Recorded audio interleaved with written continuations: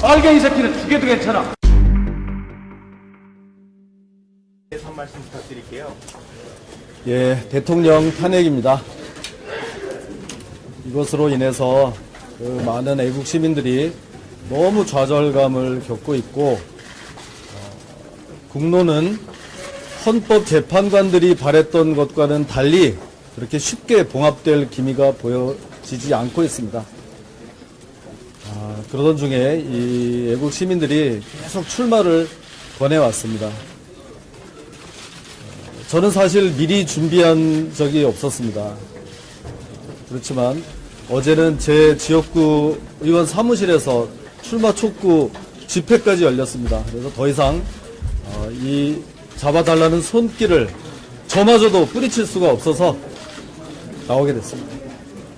만약에 출마를 하시게 되면은 황교안 룰을 들어보셨잖아요. 거기에 이제 피해자가 될 수도 있는 거고, 사실 어떻게 보면 또 정의롭지 못한 룰이라고 하는데 의원님 어떻게 생각하세요? 저는 피해자라고 생각하지 않습니다.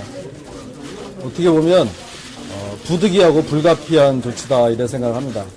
지금 권한대행께서 국정을 수습해야 될 막중할 의무가 있는데 이거를 당장 며칠 내에 다 던져버리고 나오라고 강요할 수는 없다고 생각합니다. 그래서 조금이라도 말미를 드리고 그분이 또 어떻게 판단하든지 저는 충분히 존중할 생각입니다. 못하게 간사하게 수행하기 좀 어려워질 거라는 저도 그게 좀 걱정이 됩니다. 이 대선 후보도 좋지만 지금 이 물밀듯 들어오는 이 입법들을 정말 차분하게 검토해야 될 법사위 업무도 굉장히 중요한데요. 그렇다고 하더라도 이제는 좀 더 큰 틀에서 한번 제가 평소 생각했던 이런 포부를 좀 펼쳐보고 싶고요. 그러는 중에도 이 임시국회 법사위에 꼭 필요한 제 역할은 그대로 수행하겠습니다. 지금 박근혜 대통령 이제 지지하시는 분들 사이에서는 황교안 총리가 이제 아무래도 좀 본격적으로 대표 주자로 지금 이제 거론되고 있는 상황에서 의원님이 어떻게 보면 경쟁자로 나설 수도 있다면 그러면은 고대되는 거죠.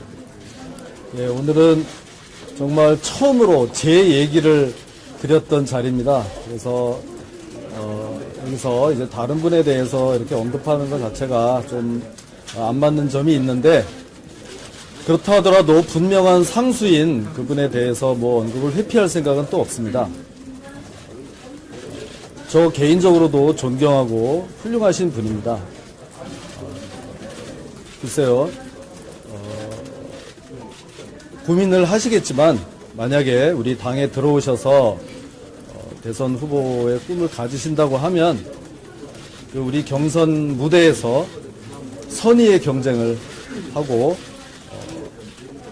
그런 절차를 통해서 가장 경쟁력 있고 훌륭한 후보를 뽑는 게 맞다 이렇게 생각합니다.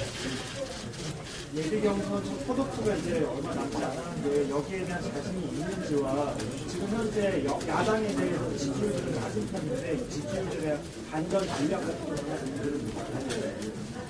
네, 참 예리한 질문인데요.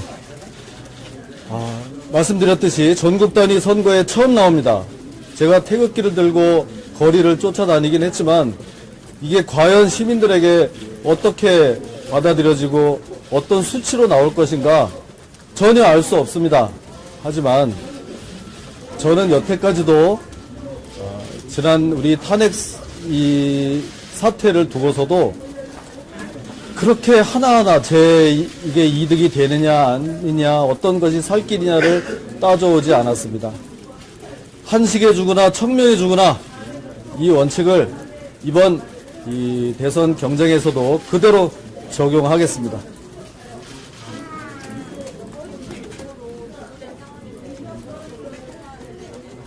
선거법.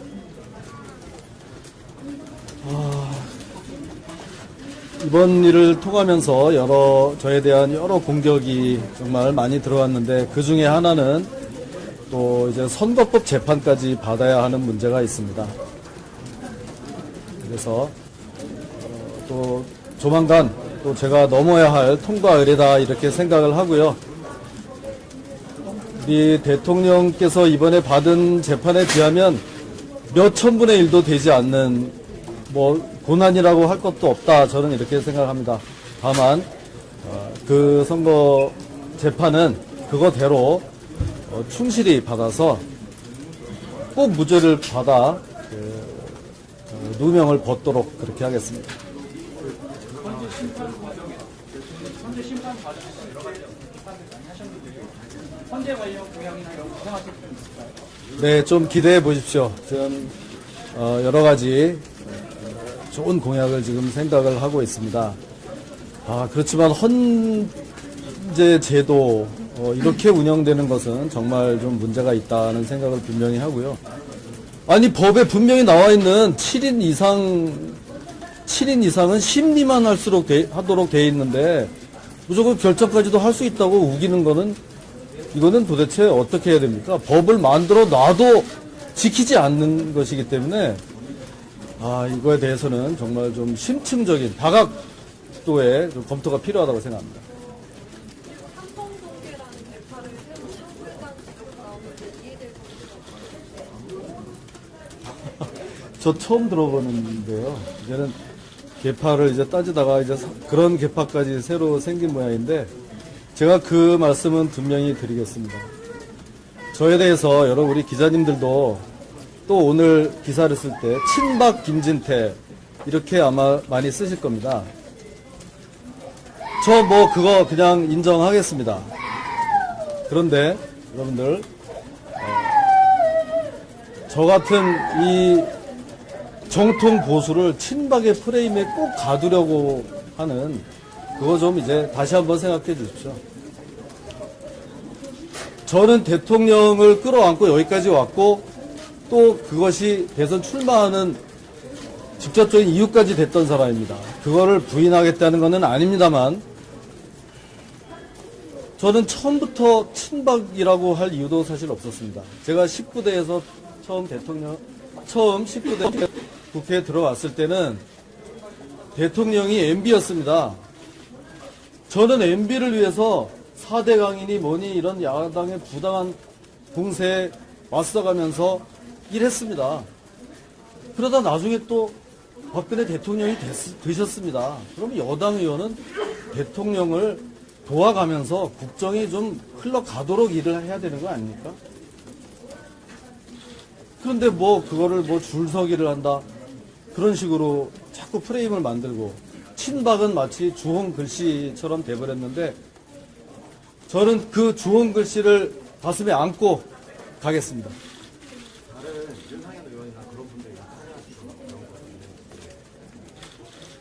오늘 고맙게도 또 우리 조원진 박대출 의원님 또 여기까지 이렇게 나와 주셨고요.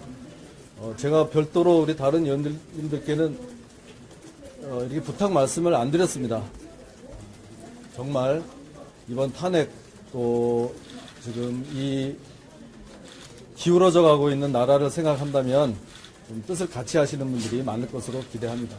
오늘 의원님께서 처음 말씀하실 때도 급하게 나왔다 이렇게 이제 하셨는데, 그러면은 뭐 사실상 박근혜 대통령 탄핵에 반대하는 의미에서 이제 나온 걸로 해석이 되는 거고, 별다른 뭐 일자리, 뭐 통일, 뭐 국가년 개선 이런 각종 이제 키워드에 대해서는 따로 생각하신 게 있으십니까? 그거는요, 갑자기 나오게 됐다는 거는 그겁니다. 저는 지난 3월 10일까지는 사실 탄핵이 이렇게 인용될 줄은 생각하지 못했습니다. 당연히 이 땅에 정의가 있다면 탄핵이 기각될 것으로 생각을 했었습니다.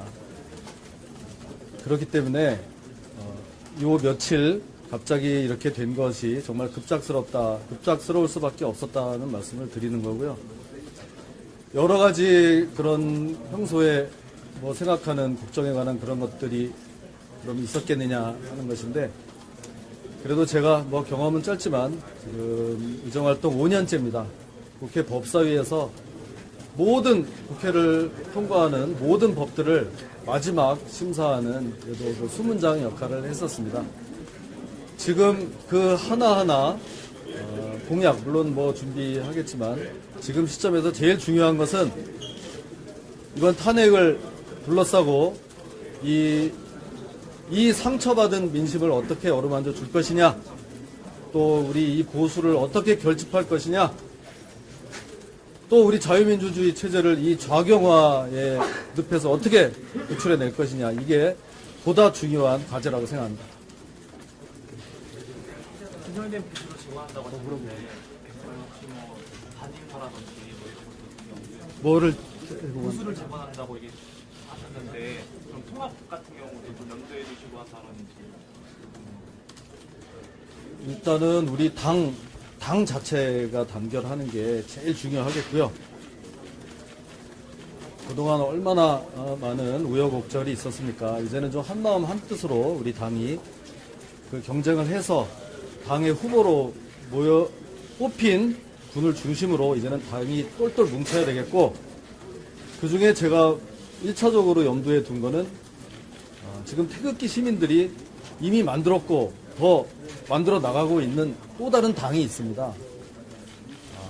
이분들도 잘 어루만져서 좀 우리 이 자유한국당을 중심으로 다시 우리가 좀 이렇게 결집할 수 있도록 그런 역할을 좀 하겠습니다. 그 당이 새누리당 맞습니다. 자, 이제 이 정도 할까요? 네. 후보 등록 언제 하세요? 예, 지금부터 서류를 준비해서 빠른 시일 내에 뭐 가급적 오늘 뭐 하도록 하겠습니다.